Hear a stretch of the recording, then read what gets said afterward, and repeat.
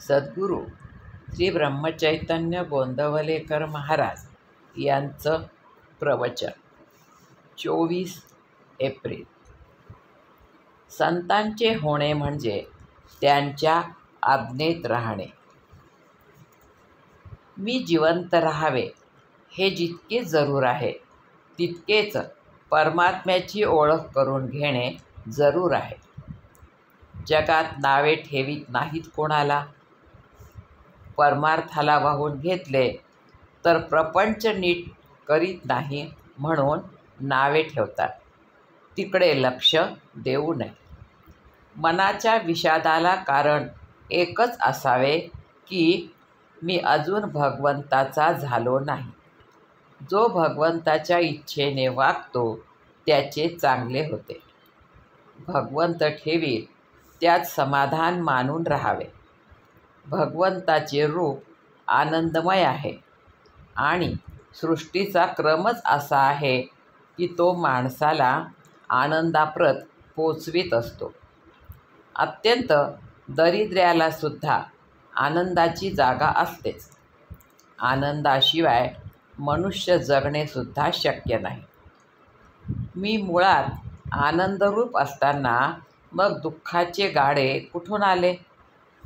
मला दुःख होते ते माझे कुठेतरी चुकते म्हणून.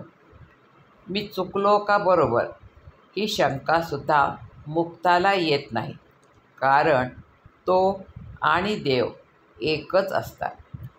बद्धालाही शंका येत नाही, कारण तो देव जाणतच नाही. सर्व काही मी करतो आणि देव नाहीच म्हणून म्हणतो. मुमुक्षाला मात्र ही तळमळ लागते. जेव्हा ही तळमळ तीव्र असते तेव्हा संतांची भेट होते. काही पूर्वीचा ठेवा असल्याशिवाय अशी तळमळ लागणार नाही. आपण संतांचे होऊन राहावे.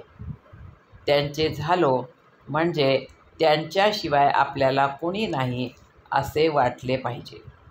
संतांचे होणे म्हणजे त्यांच्या आज्ञेत वागणे. ते सांगतील तसे करावे. ते वागतील तसे नाही वागू. सत्याची संगत धरली म्हणजे सत्संगती मिळते. कशाचीही आसक्ती न धरता जगात वागणे हेच मुक्तांचे लक्षण. हवे पण नाहीसे झाले म्हणजे मग दुःखाचे कारणच राहत नाही. जिथे तुम्ही राहता तिथे सद्गुरू आहेतच असे तुम्हाला वाटते आणि समाधान होते, हीच त्यांची खरी कृपा होय. श्रद्धेने जे काम होते ते तपश्चर्येने होत नाही. आपल्या गुरूंनी सांगितल्याप्रमाणे वागणे हाच आपला परमार्थ समजा. गुरु म्हणजे साक्षात परमात्मा. त्यांची आज्ञा पाळणे हीच आपली तपश्चर्या. याहून वेगळे काही करण्याची गरज आहे असे न वाटावे. माझ्या मनाचे विकार जात नाहीत असे चांगल्या माणसांना सुद्धा वाटते. पण ते जात नाहीत असे घोकून त्यांचा ध्यास घेतल्याने ते उलट वाढतील. तिकडे लक्ष देऊ नये. नाम घेणे हे आपले काम करीत राहावे म्हणजे विकार आपोआपच कमी होत जातील. मात्र मनाच्या मागे देहाला जाऊ न देणे इतके जपले पाहिजे. आजचे बोधवचन. संतांची आज्ञाप्रमाण मानणे हेच प्रचिती येण्याचे साधन आहे. जानकी जीवन स्मरण. जय जय राम.